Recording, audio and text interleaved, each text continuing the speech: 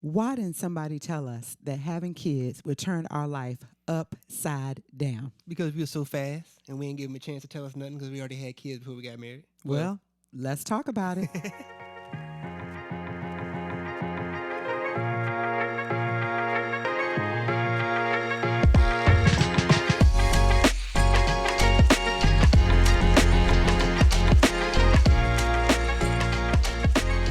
Well, welcome to the Then Comes Love podcast, where we're keeping it real about all things love, life, and marriage, and how we navigated through the ups and downs of this thing called marriage, and how God took us from the mess to madly in love. Yes. So let's talk about it, babe. We're on part two. Part two, whole lot of mess. Yes, part two of the mess, and then we'll get to how we found out what real love is. But so last time, babe, we talked about, we introduced the world to our baby boy, Jaden.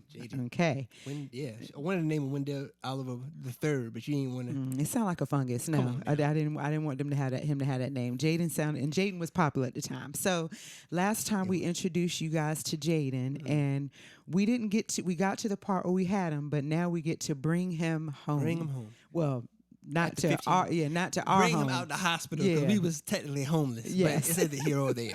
Yes.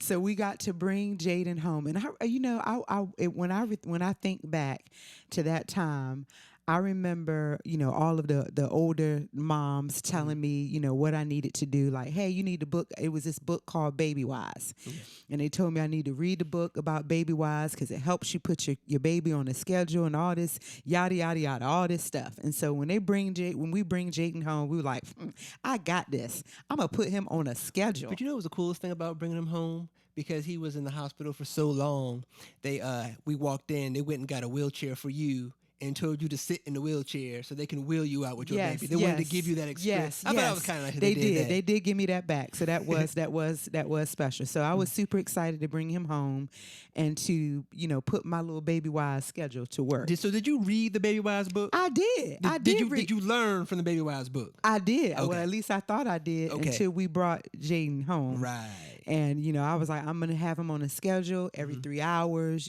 all that stuff. And, let him tell it. Well, no, ain't don't let him tell it. So first of all, because he was in a special care nursery, he was already on a schedule. He wanted to eat every hour and a half, not every 3 hours. So it was even worse than that. So we had to get up. I had to get up. Ain't no we. I had to get up and warm up his Y'all, baby bottle. listen to me. I know I was irresponsible and childish and silly and all that, but this thing pushed. I'm about to say she pushed the baby out, but she didn't even do that. They took the baby out.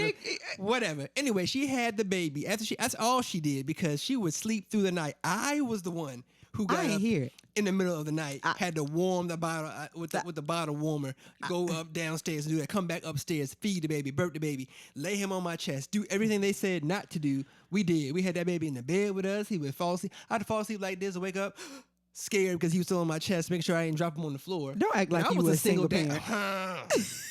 Don't act like you were no single parent. Smothered you in your sleep. And that baby was crying and you just laying up in there asleep. We didn't even take turns. Because here's the thing, because you couldn't nurse, right? Yeah. For whatever reason, it was a weird situation. She couldn't nurse, and so therefore we had to buy.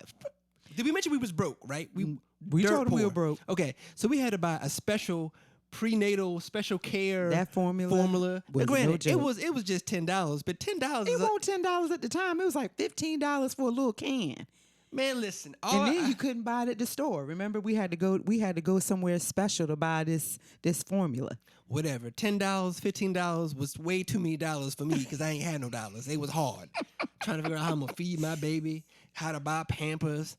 Oh my gosh, it was awful. My mom used to say a term, about other folks. It would ring in my head when she look on TV and see the teen moms and stuff like that have kids, and she would say, "Ain't nothing but babies having babies." And man, if that won't us. Yes, it was. But we brought him home. Yeah. We brought him home to my parents' house. And like he said, we were broke, trying to just trying to survive. And I remember at the time I was working at Dillard's. I was an auditor for Dillard's, and you were working at Foot Locker.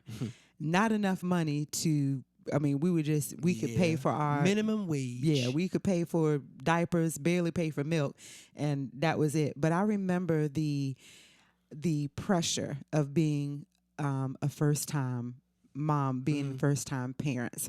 And I don't know if you remember, babe, when you were working at Foot Locker one day that Jaden and I came to the mall or something to come visit you, and I would think I was trying to put Jaden in the car or something like that. No, we both were in the car. You're talking about that time when? Yes. Okay, we were at the mall for something, and we had to go in and get something. And I thought you thought you were gonna stay in the car, and you thought I was gonna stay in the car. But we both got out of the car and shut the door locked the baby in the car. And okay. I just remember, so. I was just like, what are we doing? We had no idea what we were doing. And I remember just the pressure of feeling like just the world was on my shoulders. I even remember, so we got that time when Jaden was locked in the car, and we had to call. They had to call mall security to help get him out. That was, I'm like, here we go. And then I remember when we were like a month in, and Jaden just kept crying. He was hungry. I'm like, what do we do? What do we do? And I remember my dad saying, y'all need to put some cereal in that baby's milk. I said, you gonna tell? He said, listen here to that doctor. That doctor don't know what he's talking about. These are black babies. Yeah, he said you need to put some cereal in that baby. We operate different. Put some cereal in that baby milk. I said, but Dad, the doctor said you had to wait a certain amount of months. It was like 3 weeks. He was like, I don't care what that doctor said. Go on, put some cereal. And when I tell you, Jaden slept through the night. 5 hours. Okay, didn't hear nothing from him. And that helped our marriage so much. Yes, it did. Because you was about to get smothered. Oh, praise not God. Smothered, babe. We're not sending them kind of messages on the podcast. And Then Comes Love podcast. Well, love on there yet. Love on there yet. Oh, okay. And so I, just kind of tapping into the pressures of being first time parents, and then not having our own place. Yeah. Not having our own place. And you asked me a question earlier today. So I was asking you a question. I was like, because as a man, you don't have a place to stay. You don't have a job. You're living with parents. You have a wife. And I'm looking at her, and I know she's thinking, he is not a man. He's not a man. And I felt like I wasn't a man. I felt like I was just nothing. And so, like, as a woman, and I know there's certain things that women need in a marriage. Sure. And so for you, how I mean, it's okay. We can be honest about it now. Yeah, we can be honest about it now. How did it make you feel? As a woman, in any relationship, we want to feel secure. Sure. And I think at that time, I felt like I did not feel secure because I didn't have my own place.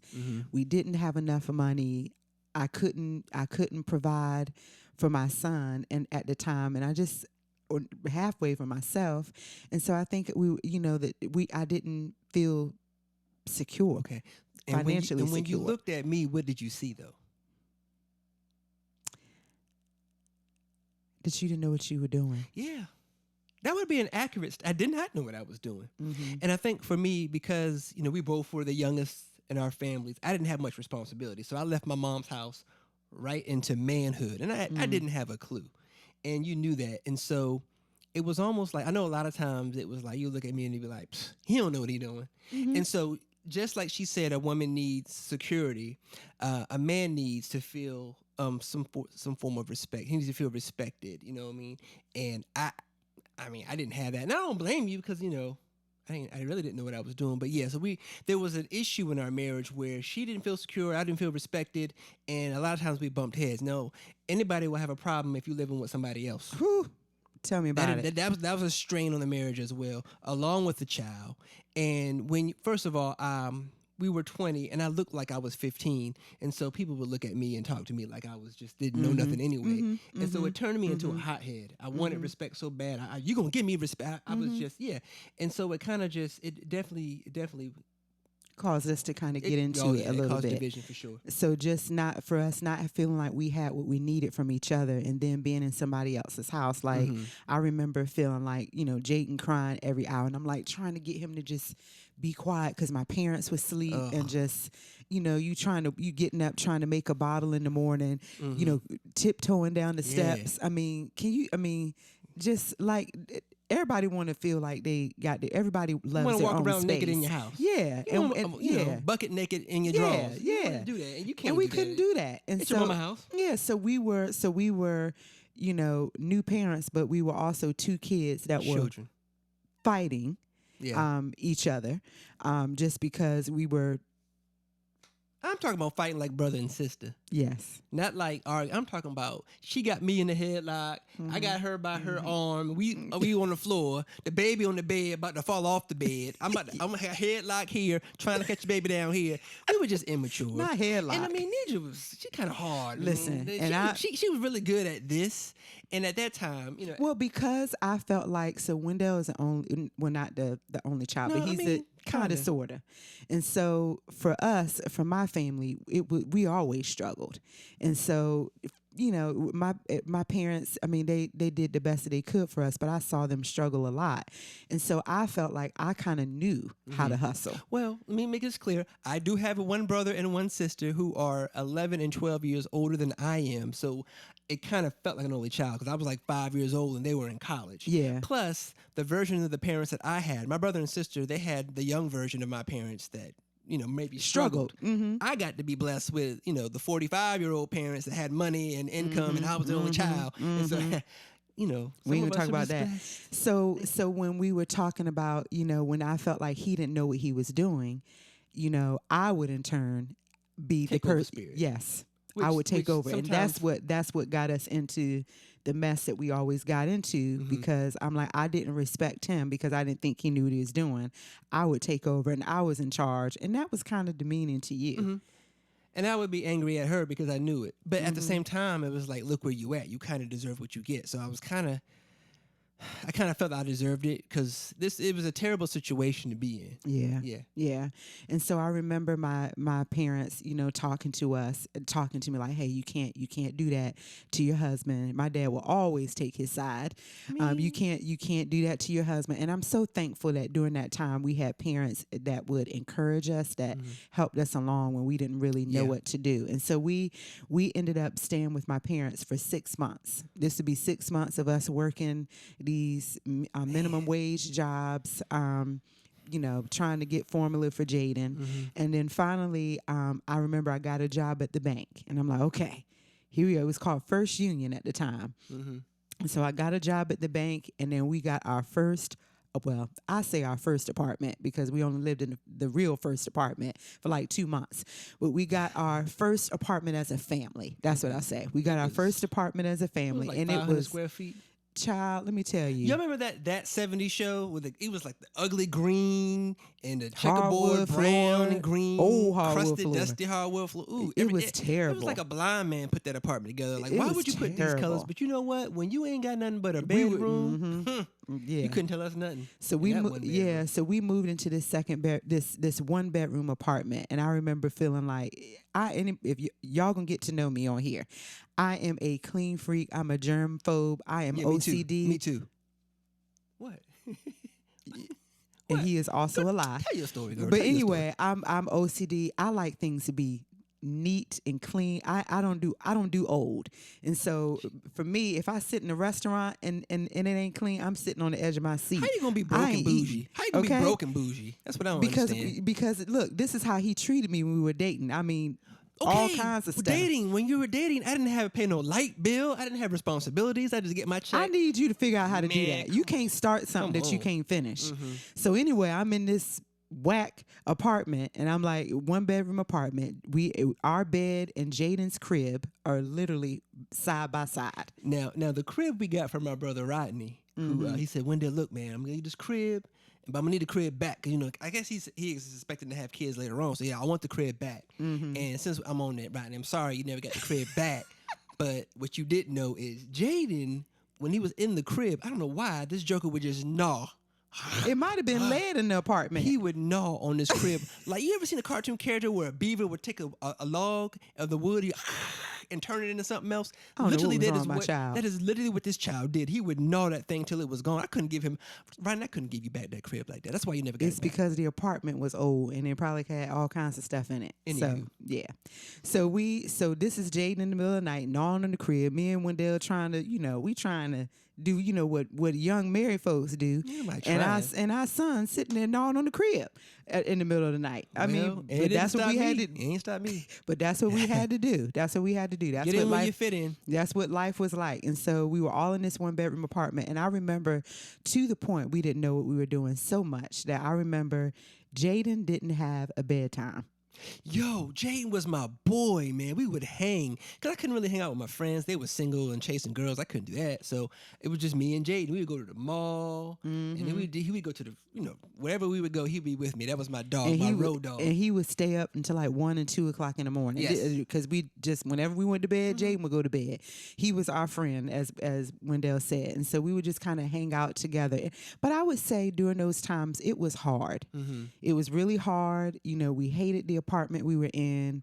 We were working hard. I mean, we hated it, but we appreciated having our own space.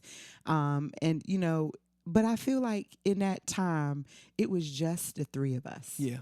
It was just the three of us. And as much as we didn't appreciate that time, now looking back at that, I can see how God was just bringing our little family together. Yeah. And that's the way it should have been. I mean, you're supposed to leave and cleave to each other. We're not supposed to, it's not meant for us to be living with our parents. We're supposed to have our own place and develop, our own traditions. As we sit here and I talk about it, as I think back, did we put God first during this time? No. I don't think we weren't really doing what we were supposed to do financially. No tithe. I mean, we knew what we were supposed to do, but we didn't do it, which is probably why we continue to struggle. Wonder. Anywho. Yeah. Yeah, we were trying to figure things out on our own. And so, but it's interesting, even though we were not putting God first, it's interesting how he doesn't give us what we deserve. Oh, no, his grace. He didn't give us what we deserve, because even though we were in that apartment, we weren't tithing, we weren't really, we might go to church, hit here and there. God still was gracious to us. And we were in that apartment maybe for like I don't know. It's a blur. A year and some change or so. And I remember a friend of mine was telling me that they had a 3-bedroom, 1-bath house available for rent. Was it 1 bath? It was 1 bath. You had no bedroom in the bathroom? It was 1 bath. Good Lord. And it was $650 a month. Yeah. What I would give to pay $650 a month right now. Shoot. Okay. That was a big deal then, though. And how am I gonna pay this? Yes. Yeah, but we were doing better. We were doing better. And so we moved into this 1-bedroom apartment. I mean, this 3-bedroom, 1-bath house. And I remember all right. It was a lot better. Yeah, it felt like we got a little breather. I don't have to have green countertops and tile in my bathroom. Right. I'm good. I decorated the house and made it feel like home or whatever. And we thought we were doing something, didn't we, babe? Yeah, we were doing something. And a matter of fact, around that time, you met somebody that got me in the Nextel.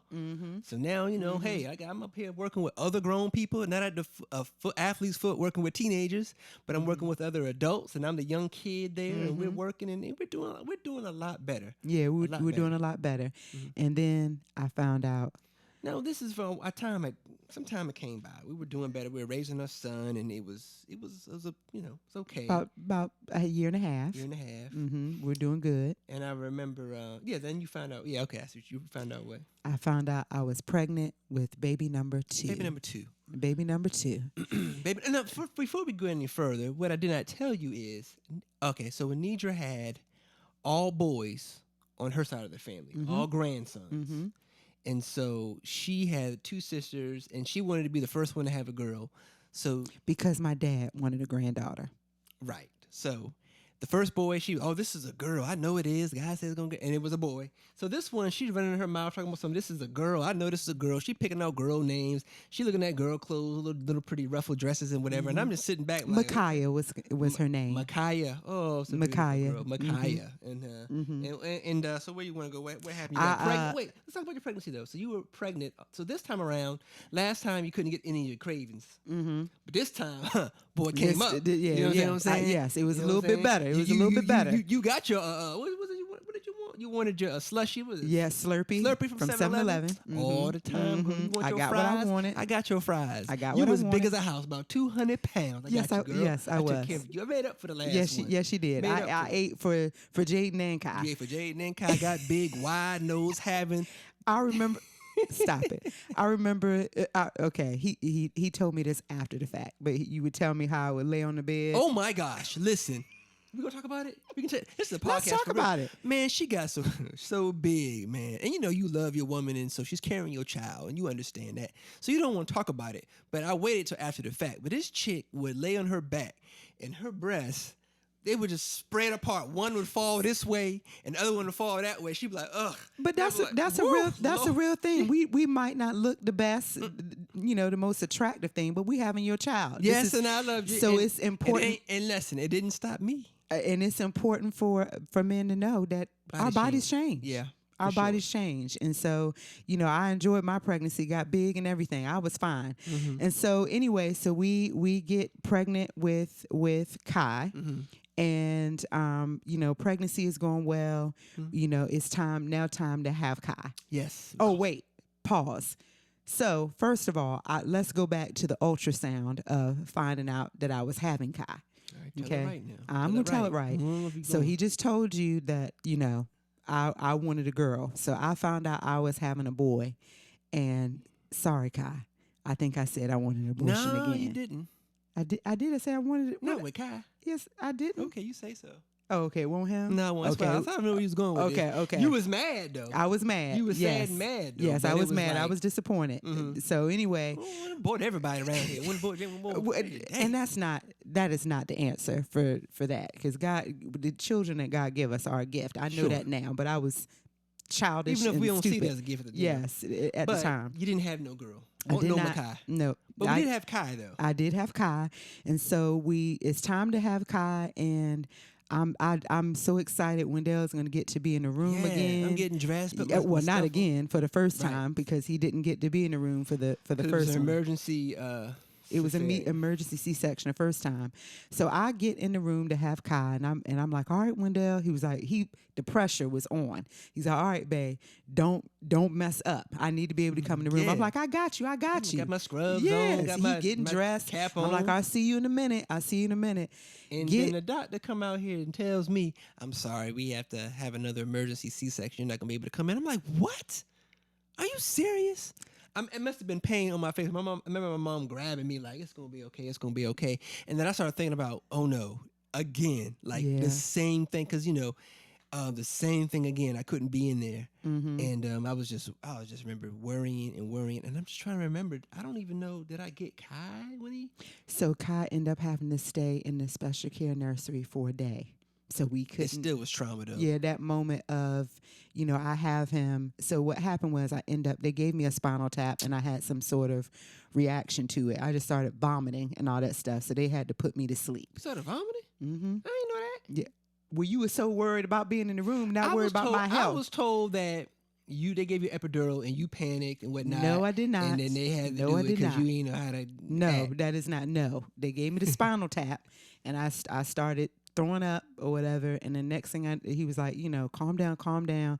Next thing I know, the baby was here. Baby was here. So they put me to sleep, and Kai was in the special care nursery for a night. So here I am again. Beautiful baby. Yeah, the best looking baby we had, because he is his twin. But anyway, and so they, it was like the worst. It was pretty. But after that, but the rest of the time was good. It was a nice transition. We were able to take him home, right? Mm-hmm. Let's talk about taking him home. And I don't know how we made it, how he made it, because this child was holler and scream bloody murder all day long.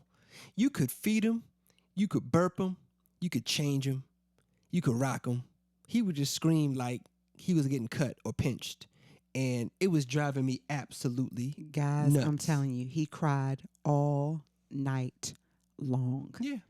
And to the point, I remember just not even wanting to go to bed at night. I'm like, could it just stay daytime forever? Yeah. Because you did not want it. Just at night, he would just turn into this animal. Man, listen. Okay?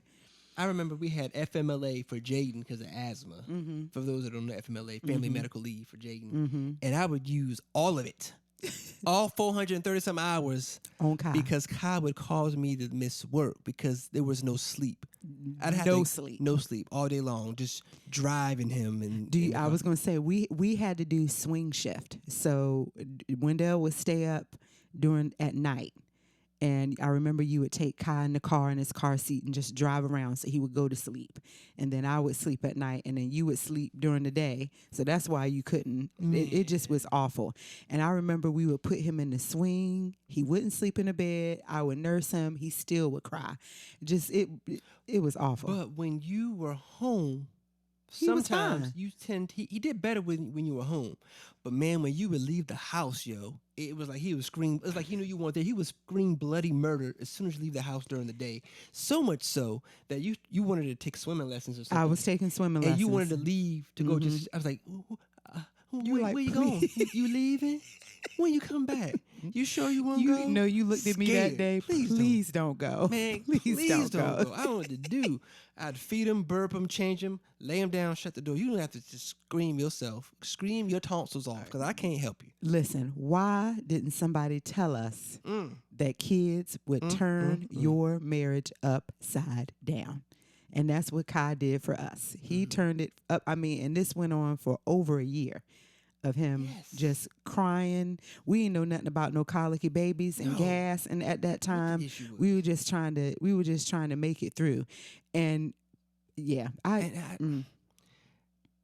understand. Like, I'm grabbing him. Boy, praise his name, God, for the discipline and the self-control. Because that boy, you understand how parents can get so overwhelmed. Like, I can't do this anymore. Yeah, I don't know if we're explaining it properly, but yes, it was just. Yeah. Ooh. But we are going to continue this story because Kai cries for about a year. Yeah, And the other thing with Kai was that's when we started to notice some developmental things. Like we were noticing that Kai wouldn't crawl. Like those different milestones that you see your baby start to do. Wouldn't talk. He wouldn't coo, or just different things. Wouldn't hold his bottle. So we started to notice those things. So we had a colicky baby trying to navigate that, and then just trying to figure out, well, wait a minute. Why isn't he crawling? Why isn't he doing some of the things that he should be doing? And so, not really knowing, what to do about that. But then when Kai's 1 year birthday comes, go ahead. Yeah, I just remember that I was with my boy Jay Royal, and he was dropping me off at home for lunch. And I come inside, and here you come with another pregnancy test, talking about you pregnant again. Baby number 3 is on the way. And all I remember doing is going in my room, shutting the door, stretching across the bed, and a little tear just came down my eye. Just cried. Remember you said you like a man with a little teardrop? I had a little teardrop come right down my eye. I was like, why? Oh, why? No, why? Cried. I was so sad. So we went from he has one to I have one to now we're getting ready to have 3. And how in the world are we going to navigate 3 kids when we are just trying to figure out how we're going to sleep at night, navigating that there's something not right about Kai. There's something not right. And now we're getting ready to have a 3rd child. Yes. And so we want to continue to talk about parenting and how we navigated this mess. Yeah. And by the way, we still were poor. I mean, we had better jobs, but now we're back to being broke because that's a 3rd child. Can't really afford this stuff. So now we're back to struggling again, too. It wasn't just, we have these new jobs, we can have these babies, and everything's still okay. No, we back to square one. We back to the 1-bedroom apartment feeling because we were barely able to keep utilities on then, and we're right back to that with this 3rd child. Yeah. And so it's the finances again. It's the not feeling like you're good enough again. It's the looks. It's the everything. It's starting all over again. But this time we have children, and it's like we're trying to navigate this. And in the back of our mind, there's a prophetic word. Hey, God wanted y'all to be together now. I have not seen anything great about this yet. But here we are. So stay tuned with us as we can take you on this journey, as we just continue to talk about how God took us from this mess to madly in love. And so we want to encourage you to join in, subscribe, like, invite somebody to join the journey with us. Follow us on all platforms. Yes. Subscribe. You have not heard nothing yet. We just getting started, people. We just getting started. We are. But hey, thank you for being with us. We'll see you in the next episode. Take care.